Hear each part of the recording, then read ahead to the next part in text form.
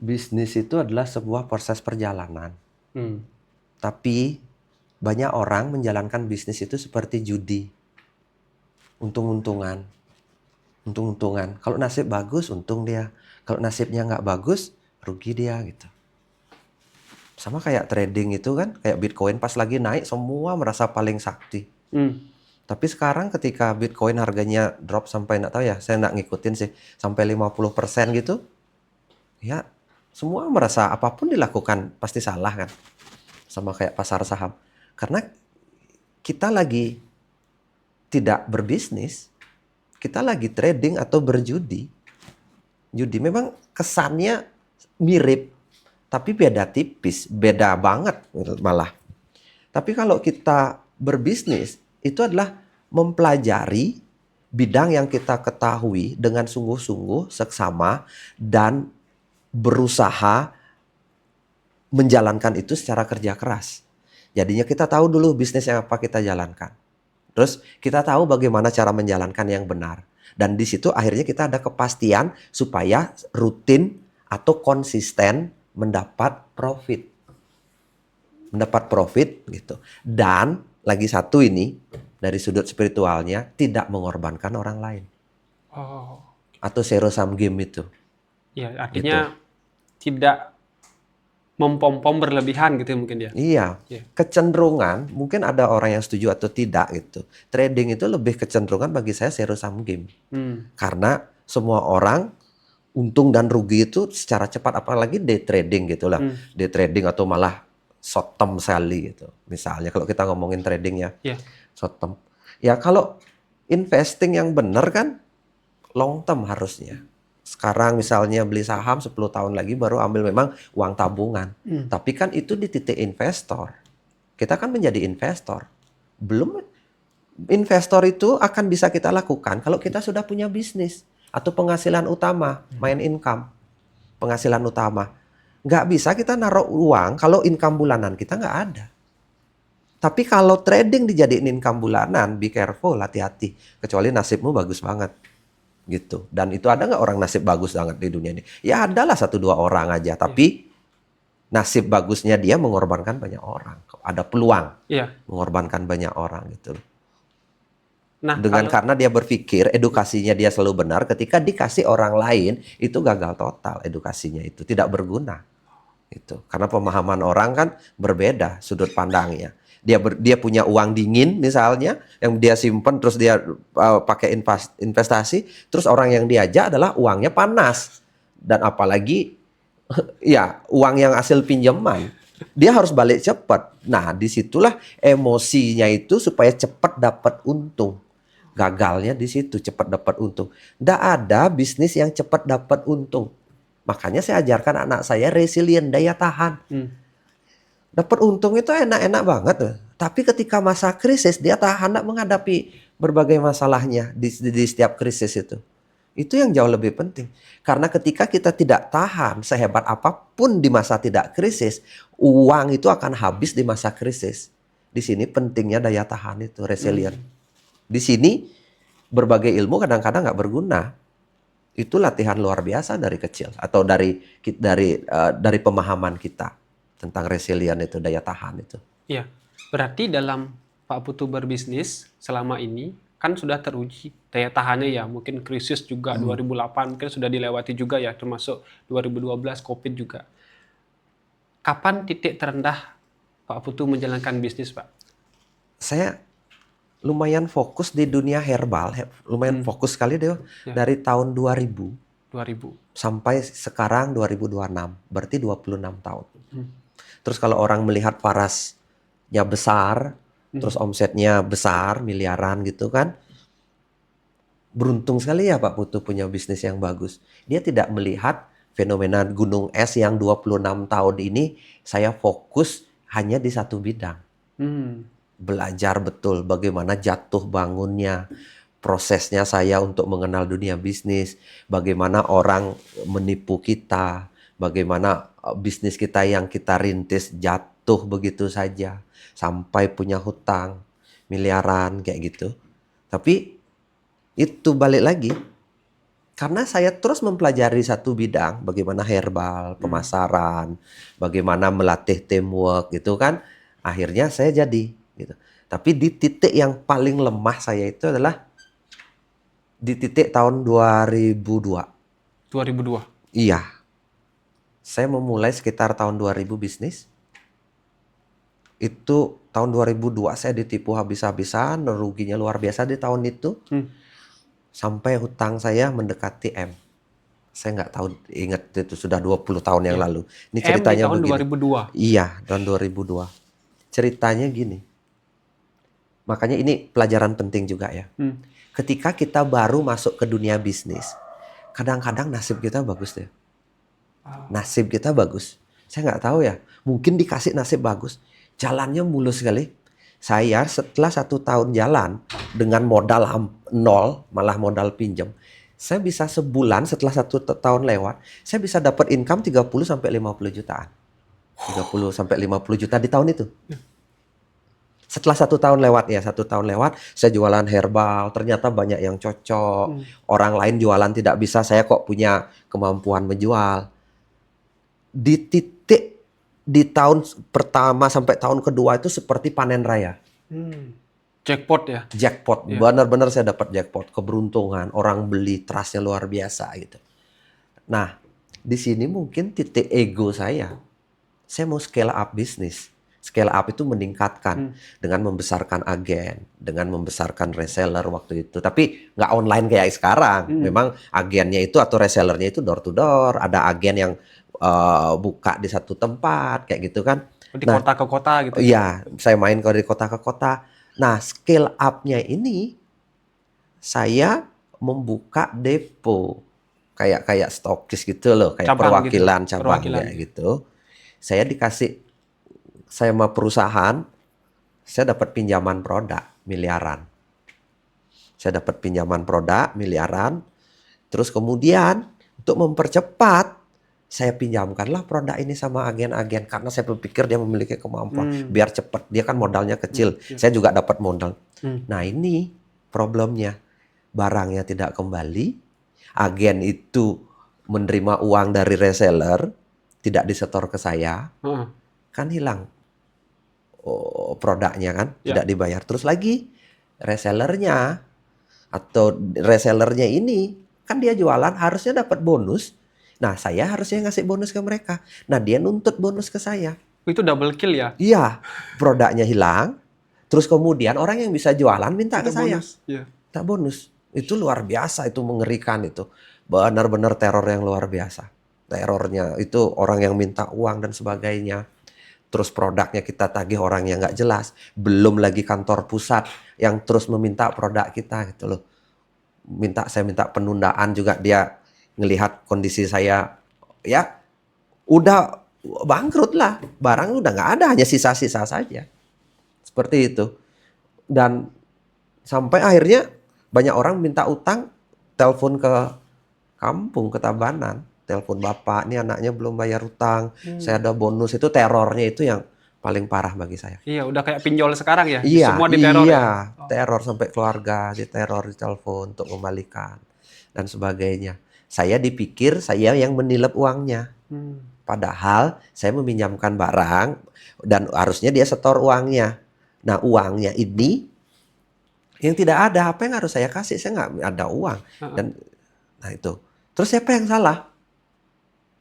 Ya balik saya.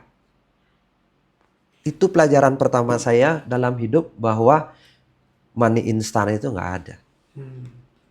Pelajaran pertama nggak ada, melipat gandakan. Istilahnya babi ngepet dalam bisnis itu nggak ada. Supaya dapat melipatkan dengan cepat tanpa pengetahuan yang kuat, tanpa basic-basic yang hebat itu nggak bisa. Di situ gagal saya. Ketika saya dapat income 30-an juta, kan harusnya sudah bahagia dan naikkan pelan-pelan. Nah, saya berpikir bisa nih jadi 100-an, bisa nih jadi 200-an. Buat aja lebih banyak orang yang bisa jualan. Mereka tidak modal, kita modalin gitu loh. Tanpa ada perjanjian yang jelas. Kalau kita nuntut mereka pun kita semakin rugi kayak gitu kan. Pengetahuan hukum kita nggak tahu. Usia saya waktu itu baru 20 tahunan. Baru 20 tahun tidak ngerti dunia seperti itu. Ternyata begitu ganasnya dunia bisnis Ya. gitu loh. Itu Nah, ketika greedy kita dipicu ya. Ya. iya, makanya ego kita itu dipicu untuk income yang lebih besar. Kita merasa saya hebat nih, Ah. saya bisa mengalahkan dunia. Itu perasaan saya. Hmm. Semua orang bisa saya kalahkan. Itu perasaannya. Kok gampang gini ya orang nggak bisa. Seperti saya melihat peluang. Hmm. Ya benar, saya memang peluangnya ada. Tapi karena ego saya ingin cepat, matilah saya di situ. Ah, ini kan mirip dengan mungkin banyak juga anak muda yang sekarang mungkin posisinya mirip dengan Pak Putu pada saat itu, Pak. Iya, itu terjadi sekarang di trading, di Iya. kripto, Ah, ah. di Di saham Bitcoin, juga. judol, Iya. terus bisnis yang dengan cepat, Iya. pinjam uang, di rentenir dan Hmm. sebagainya untuk Hmm. mempercepat bisnis. Padahal basic dia belum tahu. Hmm. Dan problemnya adalah kadang-kadang seperti kita dikasih lucky draw yang sangat beruntung loh Dewa. Iya, Di benar. tahun-tahun pertama itu seperti mungkin banyak yang mengalami. Kok gampang ya? Kok Ah, saya bisa rasanya mengalahkan semuanya ya gitu. Tapi pada akhirnya ketika kita masuk ke dunia profesional di bisnis hmm. maupun di dimanapun, dunia bisnis, dunia kerja, trading, investor dan Hmm. sebagainya, kita akan menemukan realita yang berbeda gitu. Dan saya sudah melewati ini 20 tahun. Berbagai krisis sudah saya lewati gitu. Pada saat Pak Putu fase terendah itu, akhirnya kan bisa bangkit sampai sekarang. Gimana Pak Putu menata hati atau tips-tipsnya, Pak? Saya rasa ini akan sangat berguna, Pak. Karena mungkin teman-teman sejawat saya banyak yang seperti itu sekarang ini. Banyak Dewa Ya. sekarang. Dulu kesulitan saya waktu itu adalah di uang. Tapi di teror dan sebagainya. Tapi kelebihannya saya beruntung punya orang tua yang mengajarkan bahwa ketulusan, cinta, pelayanan itu adalah jalan untuk menjadi orang yang bisa melayani. Maksudnya bisa menjadi orang gitu loh. Dari orang tua saya. Tapi saya tidak akan masuk ke sini. Ini adalah basic pondasi orang tua saya. Bagaimana dia setiap saya ada masalah dulu waktu SD, SMP, SMA, dia tidak pernah memarahi saya. Bapak saya hanya memeluk saya. Kalau saya nangis di rumah, diam dan sebagainya. Ketika saya ada masalah besar waktu SMA, dia tidak pernah menjudgment. Dia selalu bilang, ini pelajarannya, Bapak tidak punya uang, kamu orang biasa, tapi Bapak punya cinta.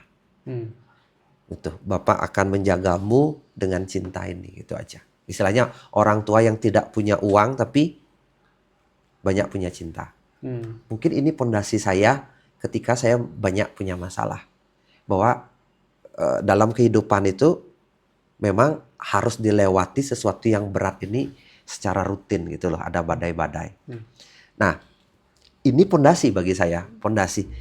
Ketika saya punya masalah, mungkin kalau orang lain ya sudah tidak punya jalan lain. Nah, saya itu memberanikan diri untuk apa ya saya bilang. Yang pertama saya call Jakarta, saya minta waktu 1 tahun. 1 tahun untuk menyelesaikan masalah kan waktu itu. Jakarta itu berarti kantornya. Kantor yang punya barang ya? Punya barang. Ya. Bisa enggak saya nego, saya beri waktu 1 tahun untuk menjelaskan, membereskan ini. Awalnya dia nggak percaya, tapi intinya saya juga nggak punya uang untuk membayar. Itu aset saya nggak punya, saya bilang. Walaupun bapak waktu itu mau jual rumahnya satu-satunya dari cleaning service waktu itu. Hebatnya waktu itu Dewa, waktu tahun 90-an itu cleaning service bisa nyicil rumah, sekarang udah nggak bisa. Nah, waktu itu bapak mau jual rumah. Nah, waktu itu saya nggak mau. Kantor pusat saya bilang, bisa nggak saya nyicil? Terus kemudian dia tidak ada pilihan lain. Ya udah, tapi jangan pinjam modal lagi, jangan pinjam produk lagi, coba jalanin apa yang kamu punya. Mungkin karena dia neken saya tidak ada penyelesaian juga. Tapi satu hal yang saya hadapi ini adalah nomor 1 ya, saya bilang. Untuk menyelesaikan problem kita, jangan lari dari masalah. Hadapi apapun risikonya. Gitu. hadapi apapun resikonya. Awalnya saya agak lari dari orang-orang yang minta utang sama saya. Tak pikir-pikir, setiap saya punya masalah dulu waktu kecil, bapak saya datang untuk memeluk menenangkan saya. Nah, orang-orang yang emosi dulu itu, saya minta maaf. Saya datengin atau saya undang ketemu mereka untuk minta maaf. Nanti kalau saya punya uang, saya akan selesaikan ini. Terus terang, saya ceritakan. Jadinya detail problemnya. Saya juga rugi dan sebagainya. Saya juga ditipu orang. Tapi kondisinya, saya bertanggung jawab atas hal ini karena salah saya. Jadinya posisinya saya mengaku salah. Jadinya kadang-kadang orang yang emosi itu bagi saya setelah saya tahu deh, Ya, ada. ketika mereka tidak dibukakan ruang untuk didengarkan. Jadinya kita tidak mendengarkan mereka gitu. Ya kita dengarkan dulu. Habis itu saya minta maaf. Saya tidak janji tapi beri waktu saya 1 tahun untuk menyelesaikan ini. Gitu. Menyelesaikan. Nah berikutnya apa? Saya mulai bukan dari titik 0. Saya mau mulai dari titik minus. Tapi apa? Saya tidak beralih bisnis. Saya tidak memulai karena sempat ada godaan saya kerja sama orang. Ada godaan. Kerja sama orang digaji waktu itu paling gak nyampe 1 juta lah. Kerja. Tolong temen gitu. Disuruh kerja. Saya berpikir gak bisa selesai. Terus saya tidak punya keahlian di situ. Saya sudah 2 tahun invest kemampuan saya di dunia herbal dan pemasaran. Saya tetap di situ. Jadinya pelajaran nomor 2 yang saya dapatkan adalah kalau kamu pernah berhasil di bidangmu, walaupun pernah gagal, mungkin kamu kurang dalam akan pengetahuan itu. Saya perdalam lagi dunia herbal dan dunia pemasaran. Pemasaran seluk-beluknya, bagaimana nego bisnis dengan dulu kan dengan konsumen aja, dengan sekarang dengan partner, dengan reseller, terus bagaimana mendidik mereka, memberi pelatihan gitu. Jadi saya mulai. Dan saya tahu akhirnya setelah kita jatuh, ini nomor 3 ini pelajarannya. Setelah kita jatuh, kadang-kadang kepercayaan orang menurun, tapi kepercayaan itu bisa dikembalikan dengan kita memberikan jauh lebih banyak lebih kepada orang itu. Maksudnya kita buktikan bahwa kita tidak seperti itu. Mungkin dulu membuktikan tanpa ada noda gampang, tapi setelah ada noda butuh effort yang lebih tinggi. Jadinya ini plus atau minus, plus dan minus gitu. Plusnya apa? Kita punya mental yang jauh lebih kuat ketika kita bisa melewati masa ini. Gitu. Tapi minusnya apa? Ya akhirnya kita bukan berjuang dari nol lagi, dari minus. Keyakinan, kepercayaan masyarakat, orang-orang itu butuh energi besar untuk mengembalikan. Tapi setelah berbalik, orang akan percaya bahwa kita kembali ke jalan yang benar. Dalam artian, orang akan percaya bahwa kita sungguh-sungguh untuk mau berubah. Gitu. Orang bersungguh-sungguh.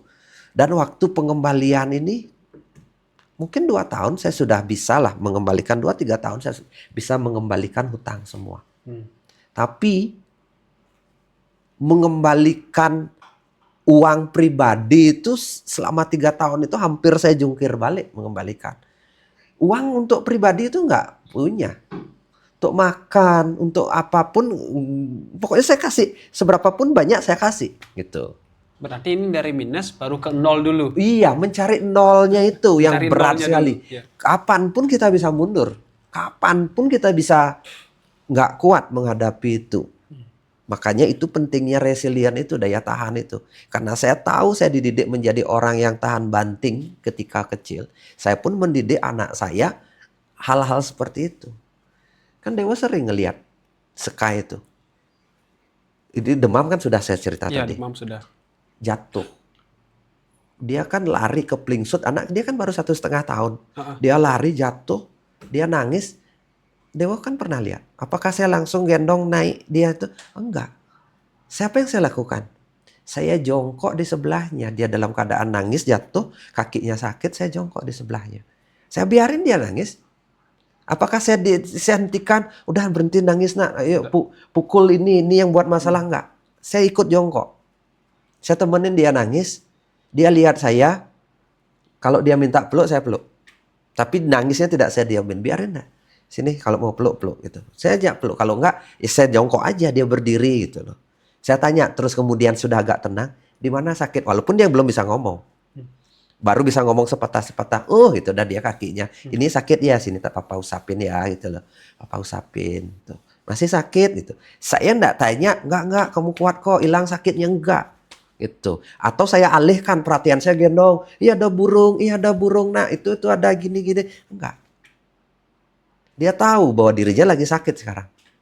Dia tahu dia lagi terluka. Dia tahu dia harus menangis. Tapi dia tahu bahwa ada orang yang membuat dia aman di sampingnya. Gitu. Saya tidak meninggalkan dia. Dia tahu kalau anak kecil gitu dia melihat orang tuanya adalah Tuhannya gitu.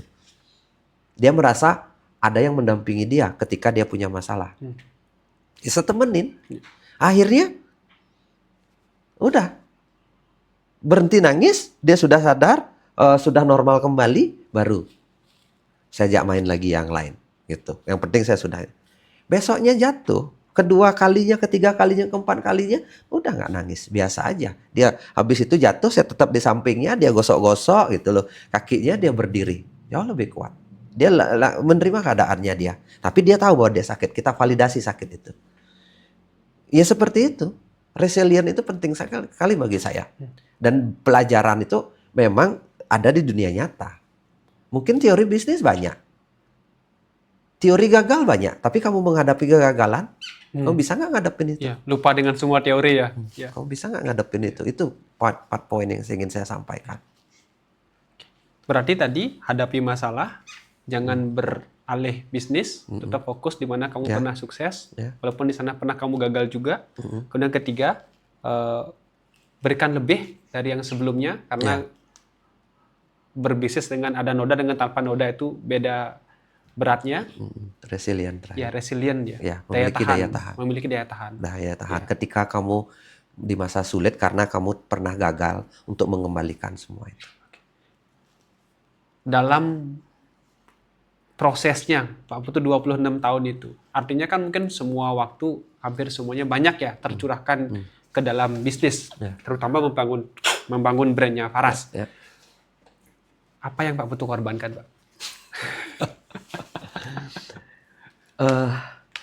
Sebenarnya kalau yang dikorbankan itu kalau kita hitung nggak ada yang kita korbankan. Kita berani berinvestasi di situ. Investasi sebenarnya. Korban itu kita investasi. Investasi. Kalau berkorban pasti ada yang rugi kan. Ini investasi. Kita membayar harga. Berani membayar. Ya sama aja lah sih korban. Tapi kita membayar harga waktu. Yang paling besar itu adalah waktu. Uang itu bisa dicari. Uang itu nomor 2. Tapi waktu. Waktu untuk apa? Untuk belajar. Untuk belajar. Jadinya waktu ini paling penting. Terus terang, makanya saya tidak pernah mengajarkan kita pindah-pindah dari satu tempat tempat lain. Kalau kita di waktu, kita tidak berani menginvestasikannya, sebenarnya kegagalan itu sudah di depan mata. Gitu. Waktu untuk apa? Ini yang penting. Banyak orang merasa saya sudah habiskan waktu untuk melakukan semuanya. Kadang-kadang saya ngelihat orang ngomong gitu, saya dalemin, omong kosong. Dia banyak scroll HP, dia banyak mencari tahu yang apa itu, mencari keluhan, memvalidasi kekalahannya dia, memvalidasi kesulitannya. Dia tidak mencari jalan keluar untuk belajar, untuk investasi. Belajar, membaca buku, ikut training, pelatihan, terus nyoba ngelihat bisnis orang yang serupa kayak gitu. Jadinya itu dia tidak punya. Ini investasi ini yang sulit. Gak ada yang bisa dibayar dengan uang. Gitu. Anak orang kaya, dia menjadi kaya itu bukan hanya sekedar punya modal lebih. Dia sudah dari kecil waktunya itu ada di sekitar orang yang berbisnis. Jadinya tanpa sadar dia belajar ilmu bisnis. Bapaknya ngomong tentang bisnis, jadinya nggak ada ngomong tentang menjadi pegawai negeri. Tapi kenapa orang pegawai negeri anaknya kecenderungan jadi pegawai negeri? Karena dunianya dunia pegawai negeri. Nah problemnya kita yang dari anak orang yang tidak punya uang seperti saya, circle-nya adalah selalu ngomong kesulitan, cari kerja, ngelamar, shifting shifting menjadi orang pebisnis, menjadi orang investor, membangun scale up bisnis, kita tidak ada di circle itu. Nah, shifting waktu ini untuk kita punya circle bisnis itu yang susah. Nah, circle bisnis, gitu. Saya orangnya introvert, nggak pengen ngobrol sama orang lain, nggak pengen ketemu sama orang lain. Nah, waktu itu pikiran saya apa? Untuk belajar bisnis. Satu-satunya adalah buku. Saya baca hampir semua buku. Buku yang paling saya baca dulu, selain buku-buku tentang Robert Kiyosaki, hampir semua saya baca buku. Rich Dad Poor Dad, gitu loh. Apa bedanya bisnis, apa bedanya karyawan, apa bedanya employee, investor, Cash gitu. flow kuadran Cash itu flow ya. kuadran itu saya pelajarin. Bener-bener saya dalam. Terus saya baca buku bagaimana mencari kawan. Apa ya bukunya itu judulnya lumayan. Win Ya. and influence the people ya. Ya, itu. Dan memenangkan orang lain. Ya. Terus saya baca buku Berjiwa Besar itu. Oh, okay. Saya baca, saya nggak ngerti. Oh, ini yang disebut dengan berjiwa besar. Saya baca. Terus saya baca buku kitab-kitab pengobatan, hampir nggak karuan banyaknya itu. Ya, saya buku, kan karena tentang pengobatan tradisional, saya baca buku tentang pengobatan. Itu nggak karuan saya jumlah bukunya. Saya berbisnis sampai di rumah baca buku. Terus akhirnya ketemu para pebisnis. Saya punya modal untuk ngobrol. Saya punya modal. Orang itu kalau kita masuk, gini kan kita jadi dari orang miskin nih. Saya sendiri orang miskin. Mau shifting ke dunia bisnis. Nggak punya pengetahuan, kita nggak dianggap sama mereka. Ya, ketika mereka ngobrol misalnya. Ngobrol tentang investasi atau ngobrol tentang bagaimana membuat kantor, bagaimana cara mengelola karyawan. Kita nggak nyambung, Mak. Dianggap nggak kita? Enggak. Makanya baca. Kalau sekarang jadi zaman saya baca deh. Nggak ada YouTube zaman itu. YouTube nggak ada. TikTok nggak ada. Nah, kalau sekarang itu mungkin banyak ada pelajaran-pelajaran itu di YouTube atau di TikTok. Tapi problemnya kita ke-distract ke banyak hal. Kita nih mencari misalnya pengetahuan tentang dunia herbal atau minyak paras gitu. Kita lihat videonya baru 10 menit, bosan, lihat lagi konten yang lain. Masuk ke berita politik, masuk ke MBG, masuk ke banyak hal. Masuk ke drama Cina akhirnya. Ya kan? Itu kemana-mana. Nah, bagusnya saya dulu tidak ada itu dan di buku. Gitu. 1 jam 2 jam baca buku itu nggak terasa. Saya buat catatan kadang-kadang. Oh, ini ya poin-poinnya. Habis itu ketika saya taruh buku, bagusnya ya ketika kita membaca dengan serius, ide kreatif itu muncul. Ide kreatif itu muncul. Ketika kita fokus terhadap sesuatu, kita taruh, kita diam, bengong terus kemudian setengah jam. Kita tidak lihat TikTok karena zaman itu nggak ada TikTok. Kita bengong, langsung muncul. Oh iya ya begini itu. Oh begini ya. Oh begini caranya ya. Herbal itu cara kerjanya. Oh begini sudut-sudut herbal itu. Begini perbedaannya dengan obat-obat modern gitu loh. Oh begini resikonya. Itu saya bisa merangkum semuanya. Akhirnya pengetahuan tentang obat-obatan lumayan dalam. Itu berarti yang berbeda, Pak. Saya merasakan soalnya di zaman sekarang. Kita seolah-olah waktunya habis, sibuk, maunya belajar herbal. Tapi terdistract memang banyak dengan itu, Pak. Karena algoritmanya kan sekarang cepat sekali ya. 1, 2, 3 udah langsung beredar lagi. Sehingga fokusnya saya itu merasa, kayaknya saya udah 8 jam deh maunya belajar gitu. Tapi nggak dapat apapun, malah otaknya jadi pening gitu. Jadi nggak dapat satu kesatuan gitu. Jeleknya kita nonton video pendek itu apa? Kita scroll, pengetahuannya tidak deep, tidak dalam pengetahuannya. Jadinya pengetahuan dasar. Ya pengetahuan dasar. Kita punya kedalaman. Dan ketika kita sering scroll, lelah pikiran kita. Kita nggak bisa mendapat ide atau intuisi. Nah itu lelah. Ide gini. Ketika kita tonton satu video 1 menit, harusnya diam dulu, taruh 1, jangan di scroll lanjut. Karena ketika satu video kita tonton, walaupun 1 menit, diendapkan di otak dulu, biar prosesor kita ngeloading, memproses informasi baru ini, tentang data baru ini. Masuk, kita paham, oh ya, gitu. Ini butuh waktu kurang lebih 5 menit prosesnya, untuk mengendapkan informasi baru ini. Tapi problem kita adalah Satu video belum selesai scroll. Atau selesai pun Scroll. scroll. Belum masuk ke memori kita, sudah diajak loading lagi Untuk video baru lagi. video baru lagi. Apalagi dengan tema yang lain lagi. Iya. Gitu. Iya. Buku lebihnya, apa lebihnya buku deh? Ini buku yang saya buat sendiri ya, Raja Tanpa Mahkota. Baca buku misalnya. Seekor burung hantu bertengger, itu kan contoh. Di pohon cemara. Diam. Saya biasanya diam. Kalau misalnya ide sesuatu, tapi ini kan seekor burung hantu bertengger di pohon cemara. Kita berimajinasi dulu ya. Berimajinasi, kita diamin. Kadang-kadang, iya. Pohon apa ya kira-kira? Cemara seperti apa ya cocoknya burung hantu itu? Ide kita di situ muncul. Nah, ketika kita diam. Tapi ketika kita lanjutkan, gitu, menatap mereka tanpa suara, gitu misalnya menatap mereka, kita akan berhayal di sini luar biasa, karena gambar tidak ada. Tapi ketika ini menjadi video, burung hantu ya bertengger, Iya. Jelas kelihatan. jelas kelihatan. Visualisasi. Kita tidak bisa lagi menghayal. Iya. Oh, ternyata pohonnya begini ya, rantingnya ada 3 ya. Oh, daunnya ternyata warnanya hijau ya.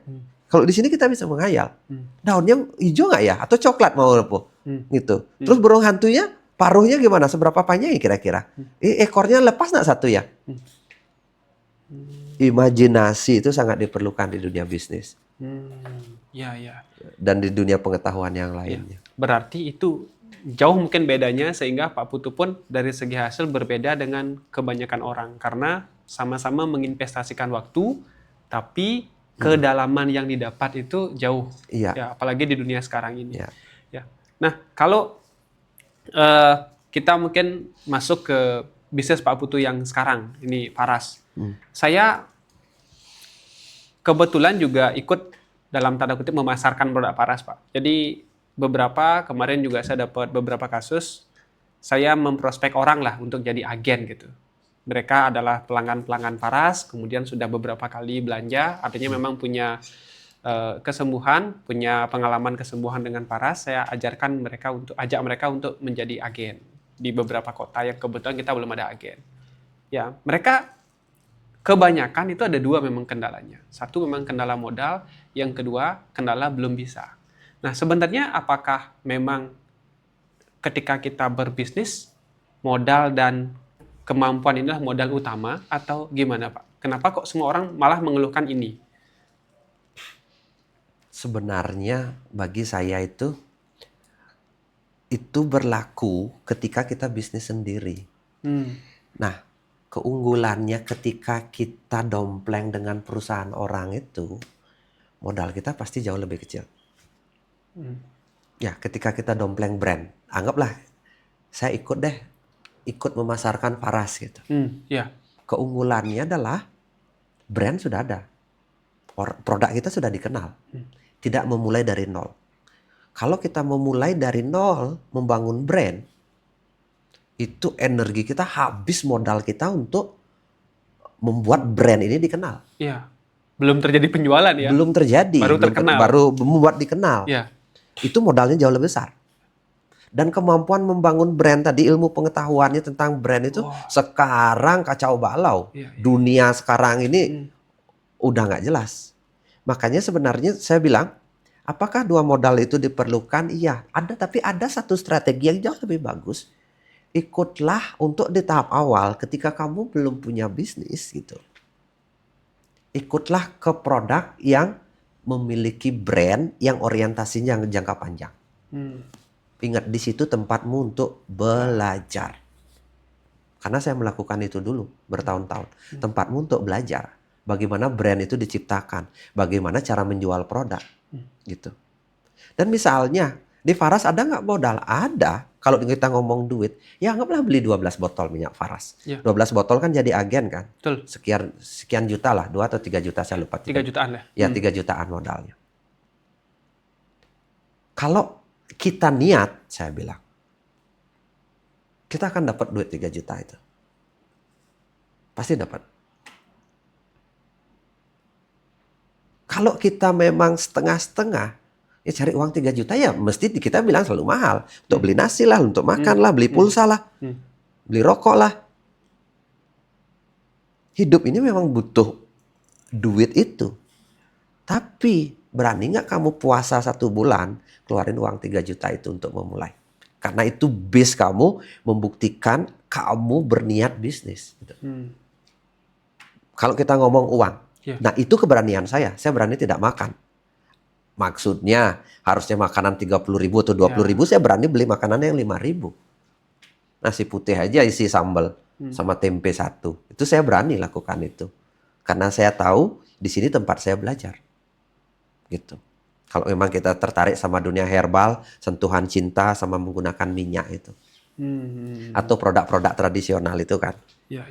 Jadinya bukan modal itu sebenarnya uang.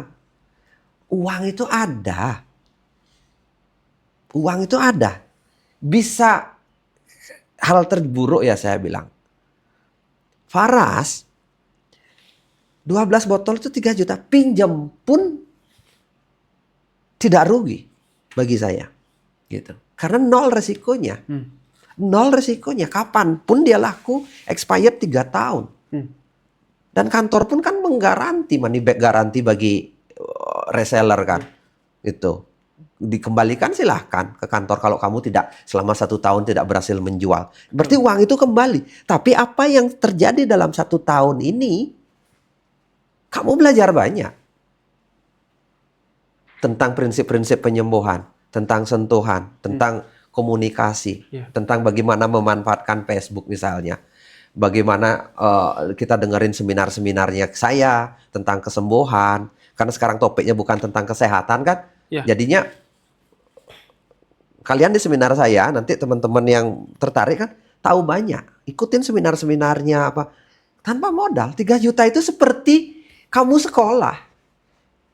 Keluar uang itu kamu sekolah, belajar tentang pengobatan, sudut-sudutnya, bisa dekat dengan saya. Dulu kan saya berusaha dekat sama orang, ya saya ikut jadi agennya atau pebisnisnya gitu. Kita bisa belajar bersama, sudutnya, oh begini ya cara pendekatannya. Kalau ada orang tanya, kok bisa sih minyak bisa menyembuhkan gitu. Kita tahu jawabannya, gitu loh. Q&A dunia bisnis, Q&A dunia kesehatan, Q&A dunia herbal, kita tahu. Pertanyaan dan jawabannya seperti apa. Terus membangun mental kita menjadi orang yang resilient itu, daya tahan kita kan tahu. Tanpa modal. Dan kalau lakimu bagus, keberuntunganmu bagus, modal 3 juta bisa hasilkan puluhan juta, bisa ratusan juta. Kamu jadi reseller awalnya. Kamu terus naik jadi agen. Terus kemudian siapa tahu jadi distributor. Jadi partner kita. Jadi partner utama, distributor atau POP-nya. Para official partner ya. Para official partnernya. Atau distributor yang memegang punya hak wilayah. Kan ada jenjang karirnya juga. Dan kita bukan jadi karyawan, partner bisnis. Saya bertumbuh, kalian bertumbuh. Dan kalau tidak cocok, pengen terus kemudian Anda punya modal sudah, terus ingin punya brand sendiri, sudah punya modal silakan. Dan pengetahuan bukan hanya modal, pengetahuannya ada. Pengetahuannya ada. Terus punya modal punya, terus nggak punya pabrik misalnya bingung punya pabrik, punya modal, sudah pengen brand sendiri. Saya punya pabrik, tinggal ngomong sama saya, Maklon di tempat saya. Kan bisa. Maklon. Saya akan ajarkan juga gitu loh kalau Maklon. Tapi tugas kamu, tugasnya siapapun, ya harus membangun brandmu sendiri. Gitu kan. Personal. Berarti ini apakah karena mungkin pengalaman Pak Putu dulu, jatuh bangun bisnis, sehingga tahu kan, oh ini udah kayak pasirnya kita, kalau mau lompat itu nggak terlalu sakit gitu, sandbox-nya lah. Makanya membuat para seperti sekarang, atau memang terjadi begitu saja konsep-konsep bisnis Pak Putu sekarang? Dari pengalaman pastinya. Pengalaman panjang itu akhirnya saya kan mulai berani membuat Faras itu di tahun 2016. Dari tahun 2000. Berapa tahun itu? 16 tahun. Akhirnya saya berani punya bisnis sendiri di tahun 2016. Ketika saya merasa siap membangun brand saya sendiri. Untungnya saya memulai di usia 20 tahun. Sekarang masih saya usia 40 tahunan sekarang. Sudah punya bisnis seperti ini. Gitu loh. Tapi kalau Anda tidak siap punya brand sendiri, jadi partner aja sama perusahaan yang sudah gede. Jadi partner, kenapa tidak? Mungkin bagi kita cukup 50 juta per bulan atau 30 juta per bulan, misalnya bagi cukup, ya udah jadi partner aja gitu. Tapi kalau ingin penghasilan miliaran misalnya per bulan, jadi partner ya butuh energi besar. Tapi kalau punya brand tuh, tapi kan effortnya harus luar biasa juga. Silakan gitu loh. Pilihan masing-masing. Tapi dari pengalaman saya butuh waktu 16 tahun. Bisakah sekarang dipercepat? Bisa. Logika saya, dipercepat 16 tahun itu. Karena sumber pengetahuan banyak. Banyak sekali. Kalau dulu saya mencari sebuah pengetahuan itu butuh waktu lama. Sekarang banyak ada. Tapi problemnya sekarang jebakan Batman-nya juga banyak. Ya. Pengetahuannya banyak, tapi jebakannya banyak. Karena informasi palsu juga banyak sekali. Informasi yang menyesatkan. Kalau dulu pengetahuannya susah dicari. Sekali dapat kita pelajarin. Karena pengetahuan nggak banyak. Sekarang saking banyaknya mana yang benar, mana yang enggak kita nggak tahu. Tapi kalau kita teliti, mau belajar, dekat sama orang, kecepatannya bisa tinggi. Tapi jebakannya juga sangat banyak. Jatuhnya juga sangat banyak sekarang. Ya. Seperti anak-anak muda sekarang. Iya. Sama kayak trading gitu. Iya kan? Jebakannya banyak sekali. Dan Betul. rata-rata akhirnya sebagian besar hilang uang mereka. Iya.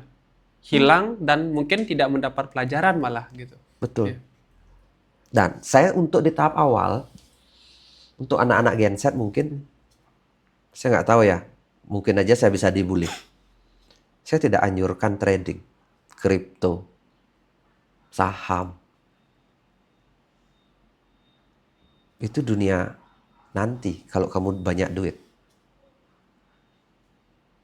Karena kalau dari umur 20 tahunan, apalagi baru SMA, umur 18, 17, 16 tahun. Kamu belajar trading, ilmumu hanya masih di buy and sell aja. Ilmunya di buy dan sell saja. Karena kita kemungkinan besar banyak terjebak di situ. Ini naik nggak ya? Oh, saya lihat deh pembukuan gitu. Tidak semudah itu kawan. Walaupun mungkin fundamental sebuah perusahaan naik, kita nggak tahu si market makernya itu apa tujuannya. Kita nggak tahu bagaimana aksi di balik layarnya itu. Kita nggak tahu. Kita akhirnya belajar memprediksi sebuah harga. Harganya naik nggak ya? Naik kayaknya gitu loh. Ini grafik chartnya ini kecenderungan ini bullish, bye-bye gitu loh. Kalau kita trading di luar, ya bisa nge-short, sell. Ya, Kalau di lokal nggak tahu saya. Bisa nggak nge-sell di sini? saham belum. Belum ya? Ya itu. Akhirnya kita nunggu. Kenapa kita nggak diinvestasikan waktu kita di usia muda ini di dunia real? Kita ngelihat kenyataan bisnis itu seperti apa. Sehingga kita tahu nanti di dunia investasi, investor, kita tahu sebenarnya apa yang terjadi di lapangan sesungguhnya. Gitu. Makanya investasikan di dunia real. Kamu suka apa misalnya bisnisnya? Seperti saya suka herbal. Seperti kita suka IT. Buka bisnis IT. Suka kuliner, makanan, ayo buka kuliner gitu loh. Buka retail, buka warung kelontong, ayo kita buka warung kelontong. Bisa nggak menjadi bisa warung kelontong sih kayak? Kamu punya 10.000 warung kelontong di seluruh Indonesia, di-franchise kan mau ngomong Ya. apa? Jadi Indo April, Iya, Alfamaret, betul. Itu warung Madura, toko Madura. Madura Mart. Iya, Madura itu pemodalnya akhirnya satu, nggak terlalu banyak orangnya. Ya. Itu siapa yang punya modal, dimodalin orangnya itu. Ya, ya. Akhirnya ada di mana-mana. Iya. Kayak gitu. Jadinya saya selalu saran untuk anak muda, kalau misalnya anak muda, masuk ke dunia real, bisnis real. Bisnis real kita akan membuat belajar. Belajar tentang kehidupan, belajar tentang dunia, belajar tentang bagaimana negosiasi, bagaimana pikiran orang bekerja, bagaimana kita mengendalikan karyawan, bagaimana kita ketika masa sulit, bagaimana caranya menata bisnis. Ketika masa untung bagaimana caranya mengelola. Itu jauh lebih berguna. Sambil menyimpan uang. Karena jangan sampai kamu trading atau investasi pakai modal panas. Itu risiko besar. Ya harus uang yang sudah di deposito. Nah di deposito tidak kita akan gunakan selama 5 tahun. Depositokanlah di saham. Cari saham yang kemungkinan 5 tahun lagi naik. Bukan kemungkinan besok naik. Lagi 5 tahun naik. Itu yang kita beli. Sekarang investasi 1 bulan lagi berharap 200%. Ya judi. Itu namanya judi. Nah, ini mungkin 2 pertanyaan terakhir Pak Putu. Udah hampir 1 jam kita ternyata.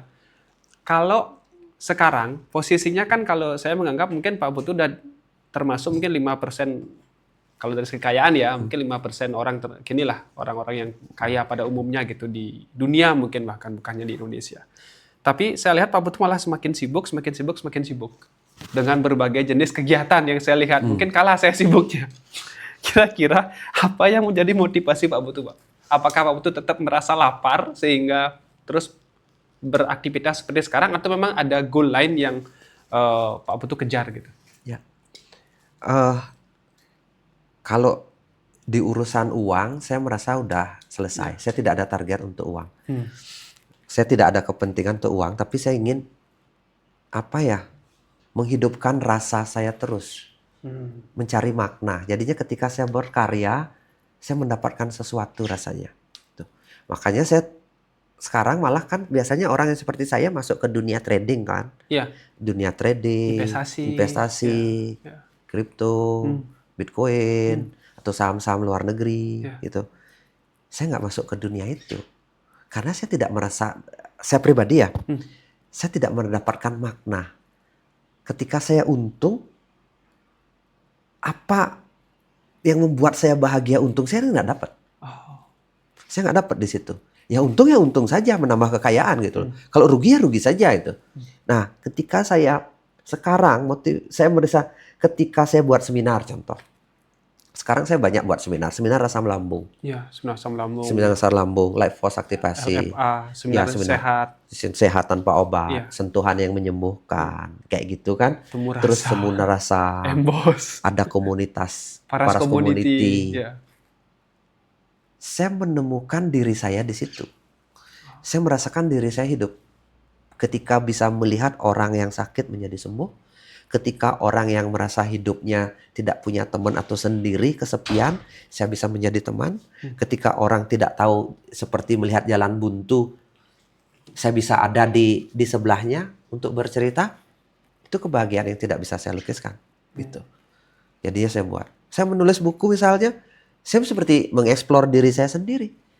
Buku saya nggak laku, saya bodo amat gitu loh. Tapi saya merasa apa yang saya tulis ini adalah isi hati saya gitu loh. Isi hati saya. Saya merasa happy di situ. Saya yakin suatu saat happy saya akan menular ketika orang yang membaca. Loh, rasa itu akan menular. Nah, saya merasa semua kegiatan saya sekarang ingin saya menemukan makna di balik semua aktivitas saya. Jadinya memberikan makna di dalam kehidupan ini, bukan hanya sekedar uang. Jadinya ya apa ya saya sebut, ya udah seperti ingin berbagi dan menjadi sahabat untuk banyak orang lah. Iya, nangkap.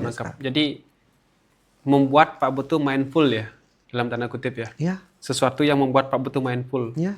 Waktu buat anak ada, waktu buat orang sakit di luaran ada. Sekarang Dewa saya pikir gini ya, dunia kesehatan sekarang bagi saya tanda kutip ya kacau balau. Untuk menjadi hidup sehat itu banyak paradigma yang bolak-balik. Banyak orang yang tidak tahu bagaimana sebenarnya sehat yang sesungguhnya. Betul. Kacau balau. Semakin banyak nonton video semakin bingung, Pak. Makanan ultra proses berlebihan, kita overthinking, terus orang berpikir untuk sehat itu wajib ke dokter, itu aduh sudutnya kacau balau. Nah, saya merasa harus hadir di ruang ini. Karena sekarang anak-anak usia 20 tahun sudah gagal ginjal. 30 tahun sudah stroke. Terus kegemukan, obesitas, bahwa itu bermasalah. Sekarang saya main ke lapangan, anak-anak umur 1 tahun, 2 tahun makan nugget, sosis. Coba bayangkan. Itu tunggu 10 tahun lagi kanker loh itu. Tunggu 10 tahun lagi gagal ginjal loh itu. Anak umur 1 tahun loh dikasih makanan gitu. Dia berpikir, Bu, kenapa? Ini kan daging. Dia berpikir itu daging. Ini kan sehat. Apanya yang sehat? Ya, saya pengen marah kadang-kadang. Betul, Pak. Ini fakta, Pak, tadi. Saya waktu sebelum podcast itu ada Kak Onyot tadi ke sini mampir dan beliau cerita. Ada pasiennya di Rumah Sakit Mangusade Badung, usia 27 tahun, itu katanya influencer dari Jawa Barat, stroke, Pak. Karena lagi honeymoon di Bali, stroke. Karena apa? Karena orang tidak tahu lagi mana sehat, mana tidak. Mana yang membuat tubuhnya sehat, mana yang tidak. Dikejar dengan uang, terus promosi produk yang junk food itu berlebihan. Iya. Ya, produk junk food sekarang bebas kok mereka mengiklan luar biasa. Iya. Produk makanan-makanan berpemanis itu Hmm. bebas boleh. Padahal itu dampaknya akan penyakit luar biasa. Rokok aja dibatasi iklan. Ini Iya. makanan gula kok bebas boleh ngiklan. Promosi seenaknya. Yang Lebih haram membuat itu orang, ya. iya coba. Penyedap, pengawet, belum lagi stres tinggi. Gitu loh. Apa namanya, anxiety sekarang, sakit kecemasan luar biasa. Makanya saya buat komunitas, buat pertemuan, buat seminar holistik penyembuhannya, terus berbagai program untuk menemenin orang sakit, temu rasa, para ibu-ibu yang sudah tua, janda-janda dan sebagainya. Saya nemenin mereka. Ada duitnya, nggak tahu saya. Tapi berbayar, iya berbayar. Target saya, seminar saya bisa menghidupi dirinya sendiri. Iya. Jangan sampai keluar uang lagi dari kantong saya, kan Iya, begitu. betul. Kalau yang memang seminar harganya 500.000, ya saya buat 500.000. Kalau memang seminarnya harganya 50.000, saya buat 50.000. Kalau benar-benar saya buat yang gratis buat lansia, saya buat benar-benar gratis gitu. Ada yang memang kayak Life Force Transformasi ini, full day healing ini, saya buat harganya 1,5 juta sampai 2,5 juta gitu loh. Kenapa? Berarti saya juga mencari orang yang serius ingin berubah. Nah, ketika saya buat harga 2,5 juta, dia biasanya serius sekali. Ini kan dia lihat orang yang ikut LFA bimbingan itu, yang light post, orang yang kecemasan, ketakutan, ketemu orang, terus apa namanya, berbagai jenis gangguan kesehatan. Mereka mau merubah dirinya. Ya itu sebagai filter ya. Filter. Ada yang difilter, ada yang memang tidak punya duit, ya ikut yang seminar yang kecil-kecil, mungkin terpotong-potong mereka. Tapi mereka harus niatnya tinggi untuk memfollow pelatihan ini gitu. Tapi kalau yang punya duit ya dapat privilege langsung full day dapatnya, dibayar. Tapi mereka berani invest duit gitu. Menarik Pak. Jadi kalau mungkin teman-teman di sini ada yang penasaran bagaimana mungkin kegiatan yang maksudnya Pak Putu tadi, boleh kepoin mungkin media sosial Pak Putu juga ya, di sana ada di-share juga berbagai jenis kegiatan dari seminar gratis, seminar berbayar, ataupun mungkin konten gratis juga banyak sekali. Saya lihat ada 2 Pak Putu aktif, ada di Putu Eka Suryawan sama Putu Eka Faras. Jadi kalau Putu Eka Faras lebih ke kesehatan, Putu Eka Suryawan lebih ke umum dia general. Pertanyaan terakhir Pak, penutup Pak. Jadi kalau ini ngomong-ngomong karyawan Pak, kalau Pak Putu punya karyawan itu milih karyawan yang sangat pintar atau yang loyal Pak? Yang kemampuannya mungkin rata-rata.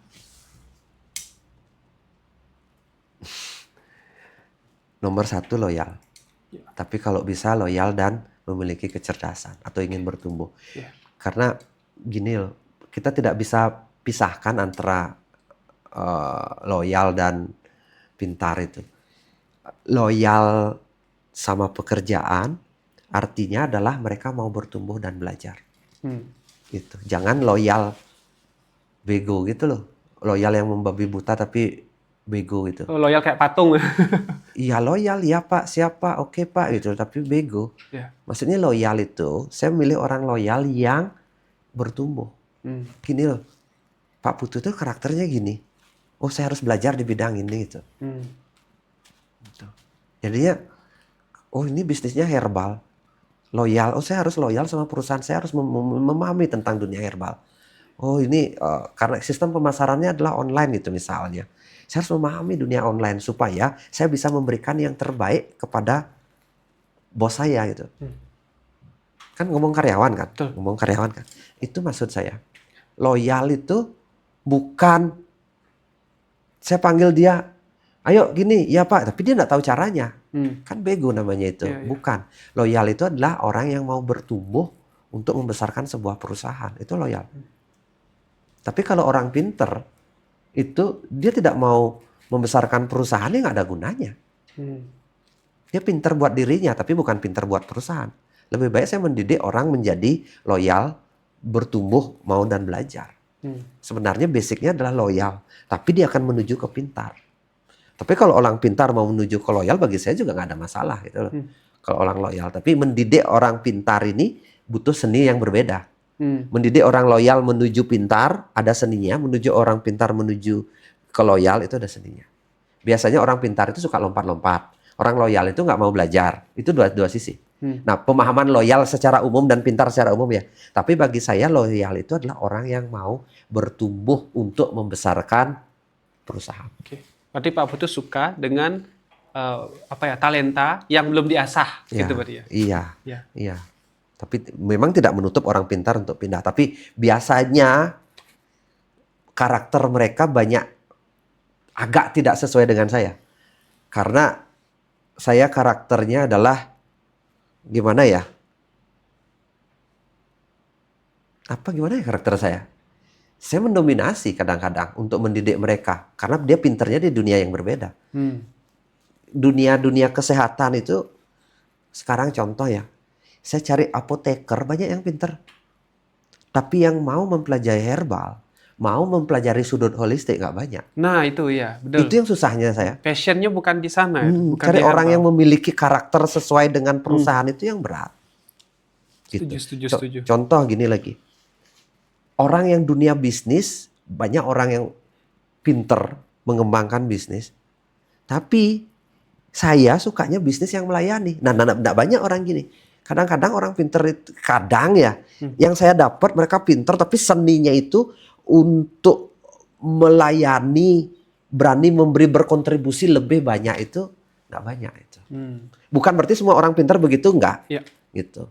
Jadinya saya harus menyaring mereka lagi. Tetap kalau dari orang pinternya butuh saringan, orang loyalnya pun butuh saringan.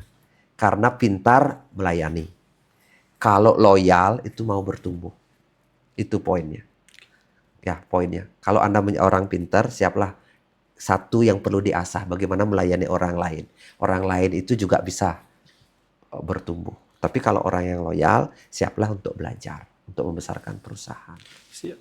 Terima kasih Pak Putu. Ya, Ini udah nggak sama-sama. kerasa nih 1 jam berlalu. Mungkin lebih dari 1 jam ya. Pak Putu ada penutup mungkin? Siapa tahu ada ingin membuat pesan untuk para teman-teman yang sedang mengalami keterpurukan di awal tahun 2026 ini agar bisa bangkit dan minimal melanjutkan hiduplah dengan lebih baik. Kesuksesan itu butuh waktu. Ya. Butuh kerja keras, butuh daya tahan, butuh pengorbanan, butuh bertumbuh, mau belajar. Ya, kamu akan merasa lelah kalau kamu melakukan semua itu dengan terpaksa. Jadi, nikmati perjalanan, jangan hanya berharap hasil akhir. Karena yang paling nikmat itu adalah di proses perjalanannya untuk menuju sukses. Gitu. Seperti naik ke gunung, di perjalanan pun enak kok, walaupun lelah. Ada tanaman ini, ada suara burung itu. Dan sampai di puncak adalah bonus. Perjalanan bahagia, di puncak pun bahagia. Jadinya nikmati itu. Berapa sulit pun. Gitu.